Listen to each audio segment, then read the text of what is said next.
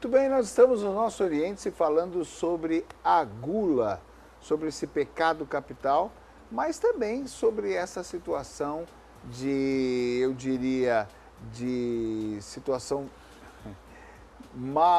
de pessoas mal educadas.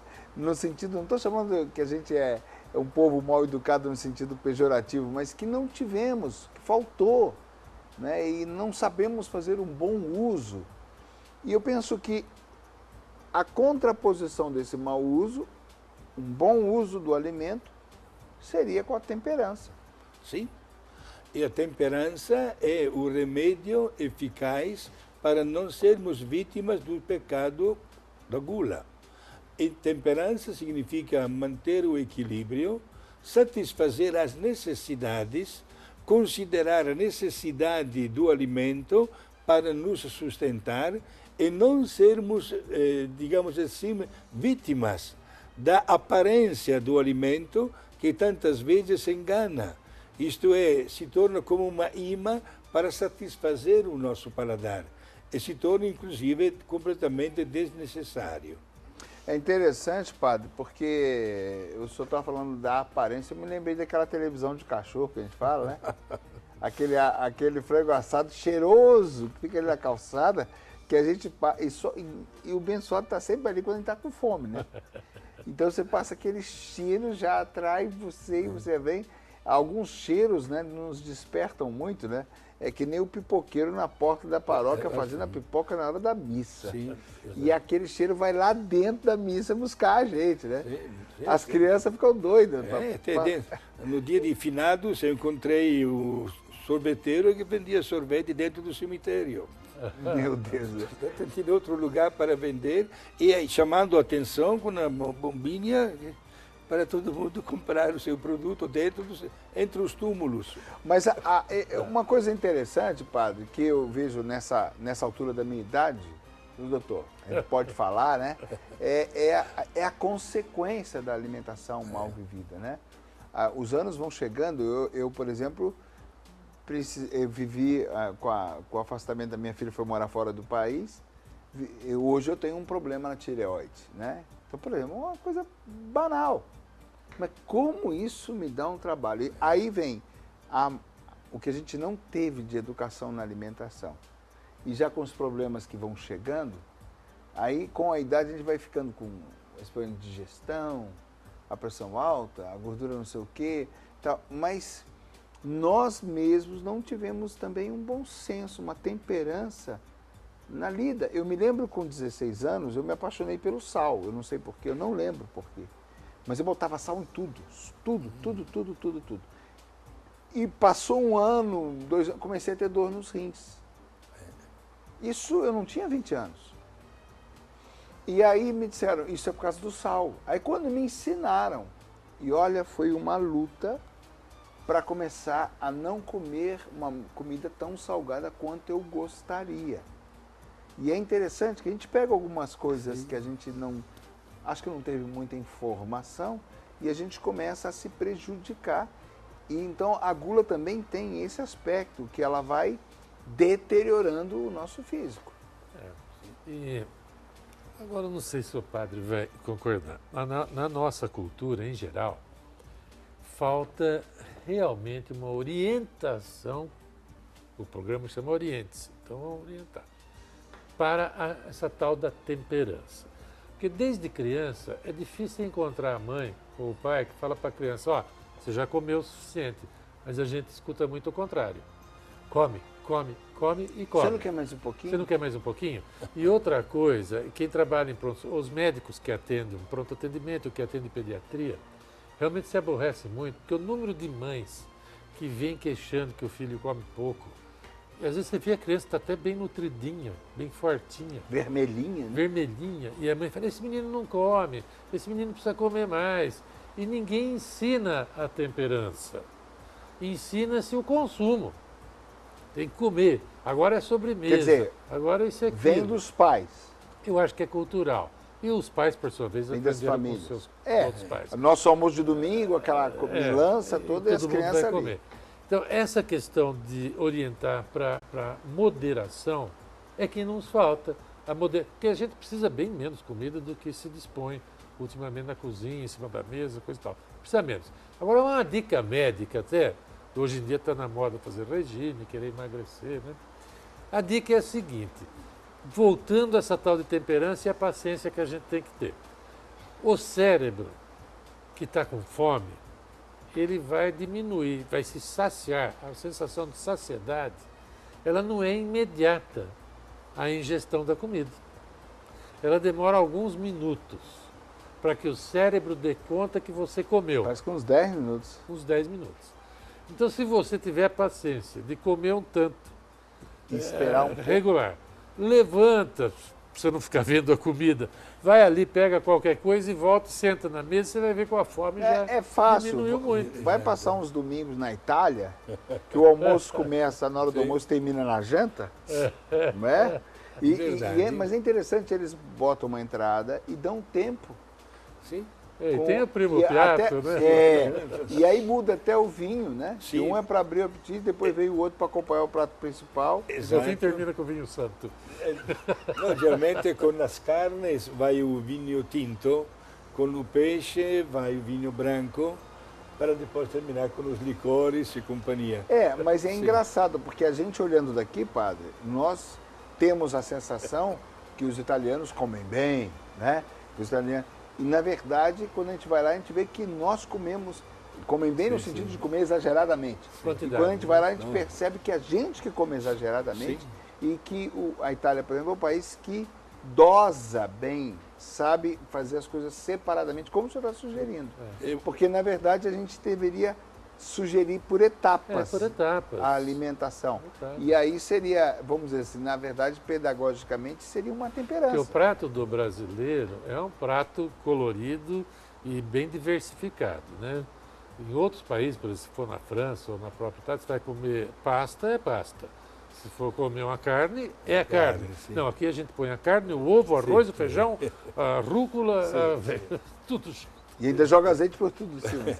Exato. No, na Itália se costuma trocar até vários pratos, né? É um sistema um pouco diferente do Brasil. Mas os italianos que vêm no Brasil, mesmo por uma visita turística, ficam encantados pela fartura da comida. Gosta mesmo muito. Mesmo, às vezes, não terá aquele vinho especial, mas também temos as nossas bebidas, né? E ficam encantados, sinceramente, só falando bem e levando embora ótimas recordações da nossa mesa. É verdade. Agora, a gente tem um hábito americanizado que atrapalha bastante o Brasil e que a gente vai ver ainda, infelizmente, muita consequência por muitos anos. A longo prazo, né? A longo prazo com essa comida rápida, com esse fast food, com esse sanduíche. Nós estamos vendo, por exemplo, no meio de nós já as pessoas se tornando cada vez mais gordas, mais obesas, crianças obesas, E está adolescentes faltando uma obesas. educação nesse sentido. O que a medicina tem proposto, infelizmente, eu, pessoalmente, não acho que seja a solução. Que é aquela cirurgia bariátrica que vai mecanicamente determinar uma limitação para o sujeito comer. Quando, na realidade, deveríamos investir mais no relacionamento do sujeito com a comida. E sem necessidade de uma cirurgia, tirar parte do órgão, ou qualquer coisa assim, que é bastante agressiva, né? Mas mudar o relacionamento, ou seja, mudar a satisfação, às vezes, da pessoa. Eu estou satisfeito, seja com a comida ou não, mas quero mudar a satisfação, a plenitude da pessoa no cotidiano dela, sem a obrigatoriedade de se empanturrar, muitas vezes. Agora, doutor, o senhor que trata dos carentes e dos, né, e de tantas situações adversas que chegam no seu consultório, é uma boa hora também para os pais ficarem atentos à carência dos filhos, à fuga dos filhos, né, à compulsão dos filhos. A hora de se alimentar é uma hora boa para os pais estarem atentos. Está alguma coisa errada com essa menina. Tá alguma coisa Como errada. disse o padre, a disciplina na postura, na atitude, no comportamento à mesa, o que aquela comida representa para ele, qual é a relação que tem, até que ponto eu estou satisfeito. essa consciência de que tem gente que não tem. Isso é muito importante, a consciência de que, olha, tem muita gente, essa comida que você está esbanjando, tem muita gente que não tem. Né? Crianças que às vezes os pais até incentivam ou permitem, ficam brincando com a comida, né? Jogando a comida um no outro e fazendo daquele momento um momento que não é para ser feito assim. Não... Agora, às vezes reflete também uma carência anterior. O que a gente pega, que a gente observa, é uma pessoa que deve ter passado momentos de aperto, de carência anteriores e que depois, por causa de uma oportunidade de ter uma vida melhor, mas trazem aquele ranço da carência e desconta na comida de uma maneira absolutamente descontrolada e acaba tendo a obesidade. Então é uma gula, mas digamos assim, eu não sei do ponto de vista, padre, de pecado, mas é uma gula que é uma consequência e não uma escolha. Tem muita gula que eu concordo, a maioria até seja uma escolha, mas algumas situações são consequências existenciais. Então, consequências existenciais, gostei, na comida. Né? É bom também salientar como existe uma grande sensibilidade humana diante do problema da mesma fome. Pessoas que, sinceramente, apelam só para a generosidade dos outros. E como é bom ver em determinadas ocasiões do ano, especialmente o Natal, que tantas organizações promovem a cesta básica para milhares, centenas de milhares de famílias, que pelo menos por alguns dias têm uma comida um pouco diferente. Né? É um espírito de caridade que pode alcançar o seu objetivo, que se repita não só na ocasião do Natal, na medida como eu uso o meu equilíbrio na hora da comida.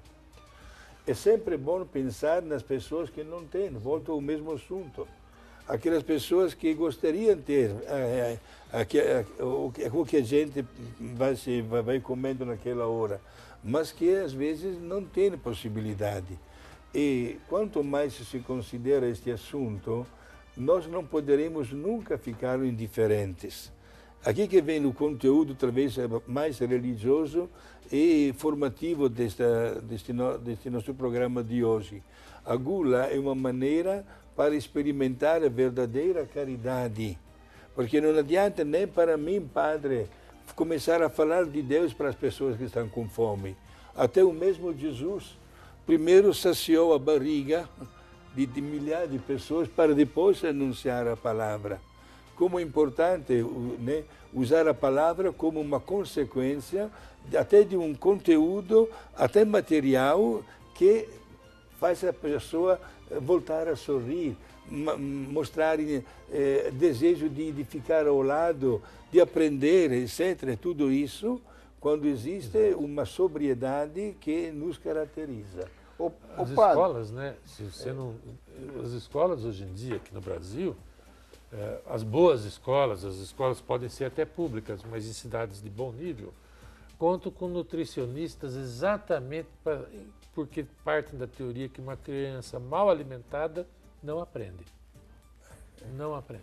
Então, como o senhor falou, antes de fazer um sermão para que ele possa ser aprendido pela pessoa, ele tem que, pelo menos, não estar com fome. Agora, se a gente fosse pegar a definição da gula, padre, como pecado, é a comida por prazer, é a comida sem limites, é a comida... Como é que a gente define a gula é a comida pecaminosa? Exato, é a comida que não se torna necessária para o nosso sustento. A que ultrapassou. Que ultrapassou o nosso limite. Aí que entra exatamente o pecado. Entendeu? Tantas vezes, até na história, infelizmente, nós temos passagens bíblicas onde este pecado, infelizmente, permanece e marcou até o caminho errado de muitas pessoas. Mas a gente poderia definir como um mau uso? Mau uso, ou uso exagerado, ou mau uso também da alimentação. Sabe por quê? Porque se a gente pega o mau uso, a gente pode pegar a quantidade de comida que a gente joga fora também é um mau uso. A gente pode pegar as pessoas que por exemplo, eu estava lembrando das crianças, né? Abre um pacote de bolacha, come um, dois e deixa ali, estragando. A gente pode pegar a pessoa que guarda na geladeira aquela comida, porque não vou dar para os outros, não vou dar para os outros, fazer um apelo nesse sentido. E vai até estragar. O espectador corrigir isso. Não é? Você guarda a comida e ela fica ali dias até estragar. Só vai jogar fora da geladeira quando está estragando. Não, a gente nunca quer comer comida velha. Não vou comer essa comida, está velha. Mas ela vai ficando até estragar. Então, aí, se a gente abre a gula nesse aspecto, eu creio que ela ganha uma amplitude, né? No mau uso comigo, sim, no mau uso no meu excesso, no mau uso quando eu me prejudico com excesso de sal, como eu citei o exemplo, ou excesso de gordura, ou mau uso quando eu jogo muita coisa fora, quando eu como, não gostei muito desse frango e deixa a coxa quase que inteira ali, tirou só um pedacinho. O mau uso quando eu abro um pacote de bolacha e jogo fora tanto os irmãos passando necessidade, vai virar lixo. E as pessoas têm que ir no lixão para conseguir algum resto. Sim. Não é? Então, a gula, nesse sentido, ela fica uma geradora de maldade. Perfeito. Temos uma citação bíblica que nos ajuda a entrar neste tema. Ainda nas primeiras páginas do segundo livro da Bíblia, o Êxodo, saíram do Egito, está até o número de 650 mil pessoas, pelo deserto, numa viagem de 40 ou até 42 anos antes de chegar na Terra Prometida. E Deus alimentou este povo através do maná. Quando 650 mil pessoas. Sim. Quando desceu a primeira vez o maná, ninguém viu toda aquela coisa branca e se questionava em língua aramaica, manhu, isto é, o que é isso? Daí da palavra manu. Daí vem a palavra maná. Interessante. E está escrito esta frase na Bíblia. Moisés disse, em nome de Deus, esta é a comida que Deus nos vai mandar diariamente. Cada um pega um éfod, isto é, uma medida para o seu alimento. Está escrito que quem pegava mais, apodrecia. Veja só que é uma página belíssima esta aqui. Muito. Já na primeira página da Bíblia, né, Deus condena exatamente os pecados de gula. Porque te dá o necessário, se Ele é Pai, Ele assume a sua paternidade diante de nós. Portanto, é um Pai providente, que nos ajuda e também. Educador. Educa. Por isso, já naquela hora, por 40 anos, quem queria dar um show de e pegar mais, acontecia que encontrava aquela parte apodrecida. Era uma lição. Então, nessa ótica, a gula está muito ligada à insegurança também, né, doutor? Insatisfação, insegurança, perda do controle dos impulsos, perda do controle da vontade. A vontade, eu queria só, que está muito relacionado com a gula, fazer um parênteses nessa questão da vontade. É uma das áreas do psiquismo humano onde a psiquiatria teve menos sucesso até hoje. Vontade? A vontade. Chama volição, o controle da vontade. A psiquiatria hoje ele acaba com a alucinação, acaba com o delírio, acaba com a ansiedade, acaba com a depressão, de certa forma, os casos patológicos, com medicamento ou com terapia. Mas na vontade não tem remédio que cuida. Como se a vontade fosse arbítrio exclusivo do sujeito, fosse atribuição exclusiva dele. Ele focaliza e usa, faz uso se quiser. Exatamente. Eu morro de medo, tenho medo terrível quando entra um paciente e fala, não consigo. Esse não consigo é uma faca no meu peito. Porque pelo menos eu podia ficar quieto e falar, vou tentar conseguir. Mas esse de antemão não consigo anula qualquer iniciativa. Quer dizer, olha o paralelo que está se formando aqui. Então, a vontade que leva a uma depressão, exato, que é justamente a pessoa depressiva, é justamente aquela que perdeu o tônus, perdeu a vontade, perde aquela né? força que deveria ter. E, ao mesmo tempo, a gula, que é o uso, não é, descontrolado, desenfreado da vontade. Interessante, né? Indisciplinado. Né? Indisciplinado da vontade. Que perigo, né, padre? Exato, é um grande desafio isso aqui que o senhor está assinando, visto também em chave religiosa. Me explico melhor. Os 3 votos que caracterizam a vida religiosa são de pobreza, castidade e obediência. Se nós fazemos uma pergunta, qual dos 3 votos é o mais difícil a ser mantido? Alguém logo responderia é a castidade. Voltamos ao tema que nós falamos do outro assunto, né? Outros a pobreza, mas na verdade o voto mais difícil é a obediência. Por quê?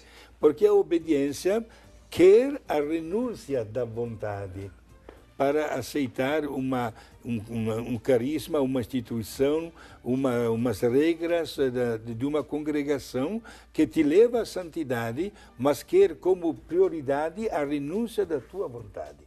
Por isso tem plenamente razão no senhor. Então, e na psiquiatria, padre, quando a pessoa tem um estado de, vamos citar depressão, que é a mais comum, né?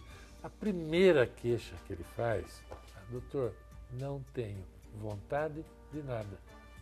É a primeira queixa que ele faz. Ele não tem domínio mais da vontade dele.